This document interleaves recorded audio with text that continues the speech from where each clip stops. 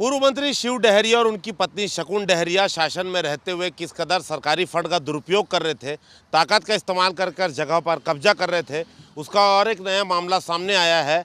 हम खड़े हैं फिलहाल आरंग में। मुख्य आरंग की जो मुख्य सड़क है, हाईवे, उसके ऊपर आपको बता दें कि 6 से 7 हज़ार वर्ग फुट ज़मीन पर आपको बता दें कि जिस तरह रायपुर में एक बंगला तैयार किया गया था, यहाँ पर भी शानदार भवन या कहें तो बंगला तैयार कर लिया गया है।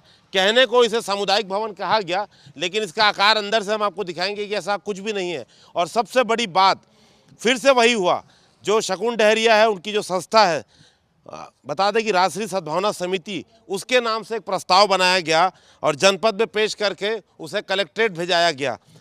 और इस प्रस्ताव के पत्र के दम पर ही आपको बता दें कि यहाँ पर काम चालू कर दिया गया और 59 लाख रुपए से ये बिल्डिंग को तैयार किया गया और अब तक इसका खर्चा हम बता दें कि लगभग 84 लाख रुपए तक पहुंच चुका है।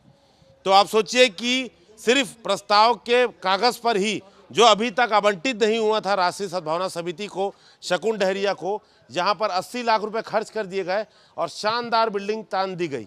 देखिए, इस पर 59 लाख रुपए लिखा है, लेकिन 84 लाख खर्चा हो चुका है।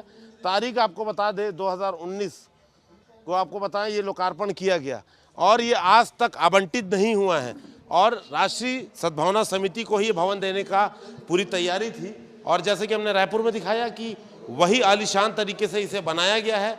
बहुत अच्छा भवन, देखिए, लग्जरियस बनाया गया है कायदे से। अगर उनका इंटेंशन होता, उद्देश्य होता पब्लिक को देने का, तो बहुत अच्छा था, लेकिन इस भवन को बनाने के बाद इसे राष्ट्रीय सद्भावना समिति को ही हैंडओवर करने की तैयारी थी। काफ़ी अच्छे ढंग से बनाया गया था, पैसा पूरा देखिए खर्चा किया गया है, लेकिन हाँ 84 लाख पूरा लगा है कि नहीं, ये सवाल है। अब आपको अंदर का हम नज़ारा दिखाते हैं। बाकायदा CCTV कैमरे लगाए गए हैं, सीलिंग कराया गया है, तमाम सुविधा यहाँ पर हैं। हालांकि ज़मीन काफ़ी बड़ी है, सामुदायिक भवन बनाना होता तो काफ़ी बड़ा बनता है जिस पर एक शादी निपट जाए, लेकिन वैसा यहाँ पर नहीं किया गया है। काफ़ी लग्जरियस है और अपने उपयोग के हिसाब से इन्होंने जो है पूरा निर्माण किया था। तो लगातार हम खुलासा कर रहे हैं कि जैसे आपने रायपुर में देखा कि 100 मीटर के भीतर ही दो सामुदायिक भवन पर कब्जा है कार्यालय के नाम पर।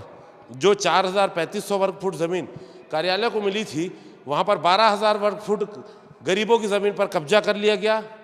करोड़ों रुपए का जो है सीधा सीधा मामला है। अब ये नया मामला सामने आया कि सोचिए, सिर्फ एक चिट्ठी डालकर ज़मीन पर कब्जा कर लेना, सरकार का 80 लाख रुपये खर्चा कर देना, कितना दुस्साहस भरा काम है।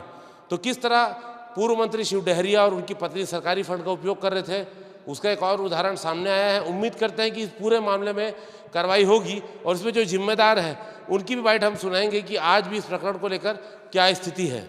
देखिए, हमारे आरंग में जो है गौरव पथ में एक राष्ट्रीय सद्भावना सभा भवन बनी हुई है, जिसकी स्वीकृति 58,59,000 की स्वीकृति प्राप्त हुई 2021 में। उसके बाद 8,52,000 की उसकी बाउंड्री की स्वीकृति, दोनों स्वीकृति प्राप्त हुई। उसके बाद उसमें कम हुई है।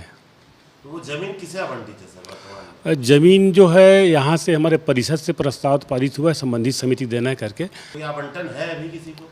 मेरे संज्ञान में अभी तक आवंटन किसी बहुत क्लियर तो नहीं, लेकिन जहाँ तक उसका आवंटन अभी तक हुआ नहीं है। क्या राष्ट्रीय सद्भावना समिति ने इस पे कब्जा कर लिया था? कब्जा चाबी कुछ दिनों तक था। कितने लागत की है, किसने उसको मांगा था और क्या उसे आवंटन हुआ था, वो बताएंगे। लागत जैसे मैं बताया कि 58,59,000 की उसकी भवन है और 8,52,000 की बाउंड्री है। इससे लगभग मान चलिए 75 से 80 लाख का जो है टोटल काम वहाँ पे हमने कराया हुआ है, जिसकी स्वीकृति शासन समय प्राप्त हुई थी। किसका नाम से प्रस्ताव था सर? राष्ट्रीय सद्भावना सभा समिति के नाम से। कैमरा संजीव सिन्हा के साथ संदीप शुक्ला, IBC 24 रायपुर।